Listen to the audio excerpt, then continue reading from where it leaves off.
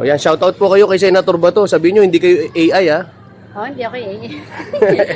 Ano lang ako. Okay lang. Okay lang ha. Hello ma'am. Ay, magandang gabi po. Ma'am, pwede po bang maistorbo kayo? O, pero bago tayo magsimula, appear muna tayo, appear. Kasi marami ngayong video ng mga interview nagsasabi na AI. So ayan, maliwanag, di po kayo AI ha. Hindi po. Ma'am, dito sa usapin ng impeachment, kamakailan kasi naglabas si dating Senate President, ngayon ay Secretary Enrile, patungkol dito sa impeachment. Sinasabi na marami daw ang pumipigil dito na matuloy. Kung ikaw po tatanungin ko, para sa iyo, dapat ba matuloy yung impeachment o ibasura na lang gaya ng sinasabi ni Senator Bato? Para sa akin, ituloy. Bakit po? Bakit? Para malaman natin ang katotohanan.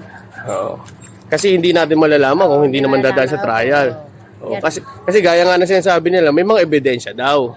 Pero para sa iba, kung sakali maabsuelto si Sara, pabor naman sa kanya ito, no?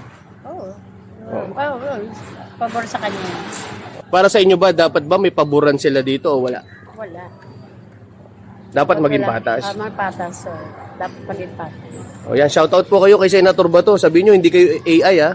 Oh, hindi ako eh. Ano lang ako. Okay lang. Okay lang ha. Thank you ma'am.